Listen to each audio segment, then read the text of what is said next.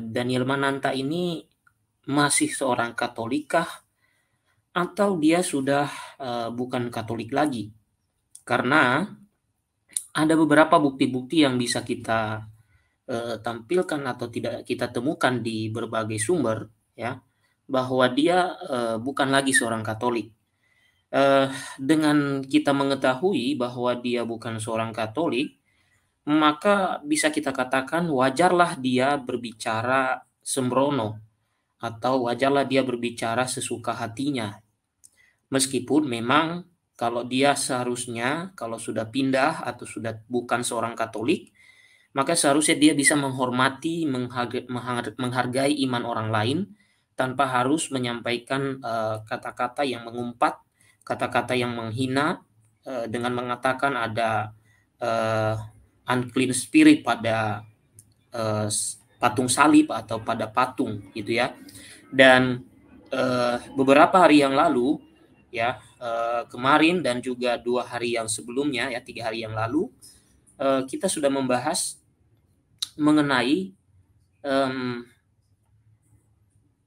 dia mengutip beberapa bab di dalam kitab suci untuk menjadikannya sebagai landasan dalam berargumen bahwa di dalam perikop-perikop itu ada unclean spirit di sana.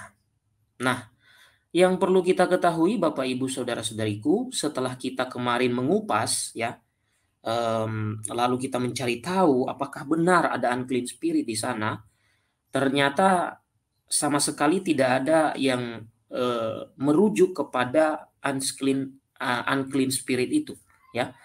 Ya, oke, Bapak Ibu. Nah, pada malam hari ini kita akan membahas mengenai siapa sebenarnya Daniel Mananta itu dari berbagai sumber yang kita miliki.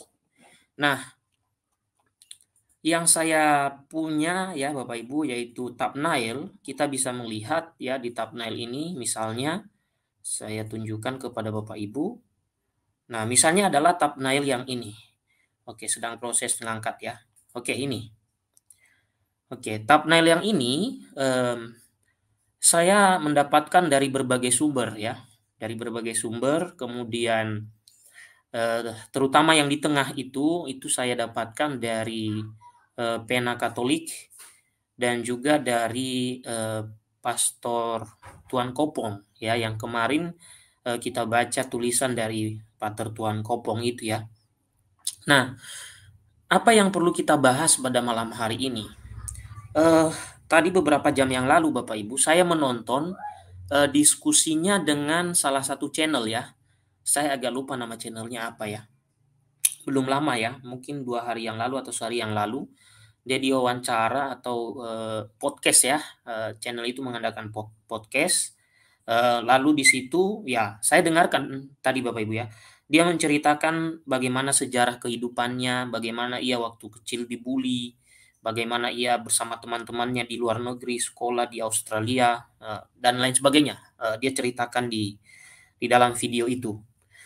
Lalu dari cerita yang dia sampaikan, memang dia tidak menyinggung ketika orang bertanya, apakah kamu sudah pindah agama?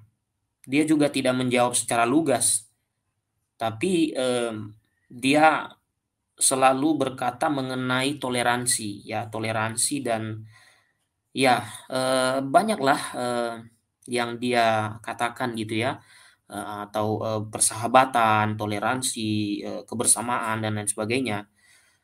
Saya kira tidak ada yang salah di situ. Menurut saya tidak ada yang salah Bapak Ibu. Kita bergaul dengan orang yang beda iman itu wajar saja. Wajar saja Bapak Ibu, ya. Wajar, dan seharusnya kalau kita memang bergaul dengan yang berbeda iman, maka memang seharusnya kita juga harus mendalami iman kita terlebih dahulu. Ya, paling tidak begini, di dalam diri kita itu sudah ada kekuatan ketika banyak tantangan, banyak kesulitan hidup, misalnya ya mungkin situasinya kita saat ini misalnya ya usaha kita atau pekerjaan kita atau lain sebagainya ini sedang goyah misalnya, apalagi di masa pandemi ini. Nah, kalau kita memiliki iman yang kuat, pengetahuan iman yang kuat, maka kita tidak mudah untuk berpindah ke lain hati, kira-kira begitu.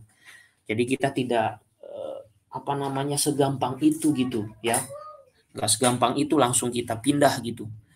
Nah, yang saya lihat ya memang dari diskusi dengan orang yang mengadakan podcast ya di YouTube yang saya tonton itu, sebenarnya saya ada sih, cuman saya tidak mau menampilkan karena nggak enak juga karena tidak izin ya, karena itu kan podcastnya cukup cukup bagus ya.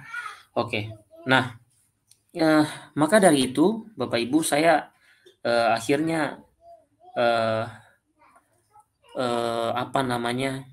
mengetahui bahwa memang dia ini sedang mengalami suatu masalah ya, dalam arti ya kalau saya lihat dalam karir ya. Sejak dia dulu kan saya menonton ya dari kecil ya Bapak Ibu ya, ketika dia menjadi pembawa acara di Indonesian Idol gitu ya. Lalu dia aktif di, ya makanya dia disebut VJ kan. Oke. Jadi akhirnya dia keluar dari sana dan lain sebagainya. Lalu dia saya kurang tahu seperti apa selanjutnya diskusi itu. Tapi intinya bahwa dia menghadapi sesuatu pergumulan hidup lah ya, menghadapi pergumulan hidup dari cerita-ceritanya itu. Ya banyak orang yang saya saksikan dalam video itu juga di komentar-komentarnya terharu. Bahkan ada yang mengatakan, oh VJ Daniel ini sangat mengasihi Tuhan Yesus dan lain sebagainya. Saya terharu, ternyata VJ Daniel begini, begini, begini. Oke, Bapak Ibu Saudara-saudariku, Gereja Katolik tidak mempermasalahkan kita bergaul dengan siapa saja. Gereja Katolik juga tidak pernah memaksa orang, kamu harus jadi Katolik. Tidak memaksa orang. Jangankan memaksa orang. Orang mau masuk Katolik aja susah. Bagaimana bisa memaksa? Bertahan nggak? Selama setahun sekitar 48 kali pertemuan menjadi katekumen. Nah, itu yang terjadi gitu ya. Nah, jadi tidak pernah dipaksa gitu ya. Tidak pernah dipaksa atau tidak pernah kemudian diminta, oh nggak boleh bergaul dengan ini, nggak boleh bergaul dengan ini dan lain sebagainya. Tidak seperti itu ya. Yang kita tanggapi di sini adalah bagaimana pergaulan itu membawa kebaikan gitu ya. Oke. Membawa kebaikan, bagaimana pergaulan itu membawa kebaikan, dan seharusnya kan tidak ada pernyataan-pernyataan yang menyimpang seperti kemarin itu ya. Ya kalau memang tidak tahu ya tidak usah berbicara gitu. Kalau memang tahu ya dalami dulu gitu ya, dalami dulu iman Katolik itu. Jadi nggak bisa langsung serta merta seperti ahlinya ya, seperti ahlinya. Bahkan saya di sini di channel ini Bapak Ibu, saya bukan ahlinya. Maka kadang-kadang kalau saya salah, ya ada beberapa para imam yang mampir di sini menegur saya. Nah, jadi tidak bisa kemudian kita melegitimasi gitu ya. Ini ini sudah benar ini. Ya, seperti di video itu kan dia minta tolong cek ya, cek ini, cek itu, sepertinya begini begitu gitu ya. Jadi di situ kita melihat bahwa apa yang disampaikan itu ya perlu dia pelajari dulu sebelum bicara gitu ya. Nah, oke Bapak Ibu, kita melihat di gambar ini ya. Pada gambar ini kita melihat ini kan tahun 2015 ya. Ini ada di berita, nanti kita coba buka di berita Pena Katolik. Lalu ini 2017 ini ya, baptis selam dengan seorang yang punya tato itu ya, bertato itu. Oke. Saya kurang tahu persisnya tempatnya di mana kolam renangnya.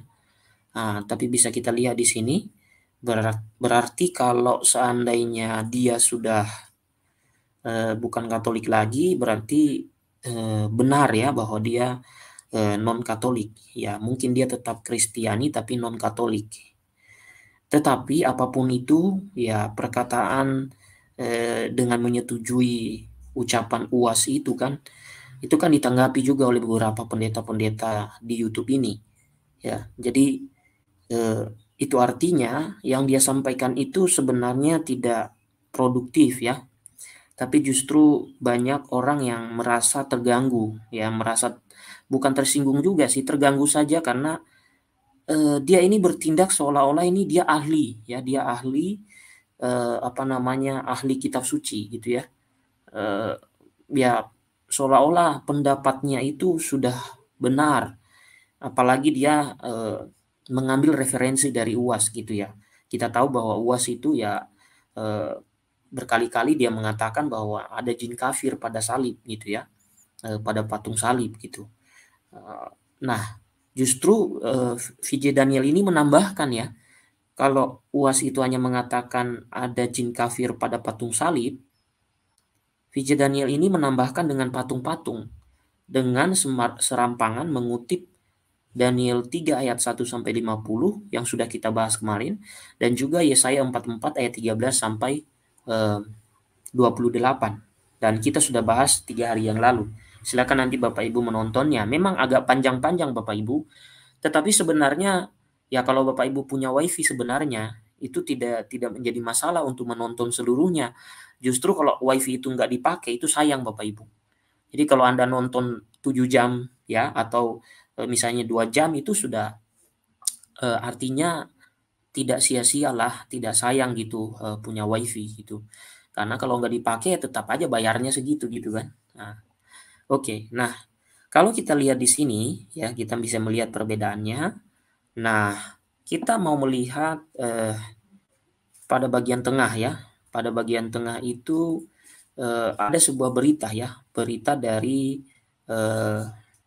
oke. Nah, ini ya. Ini dikutip oleh oleh Paman Tuan Kopong ya. Oke. Mari kita lihat ya ini ya. Oke. Oh iya, benar ya, di channel Kasih Solusi ya. Nah, ini dimuat ya 1 Januari. Oke, 1 Januari 2022.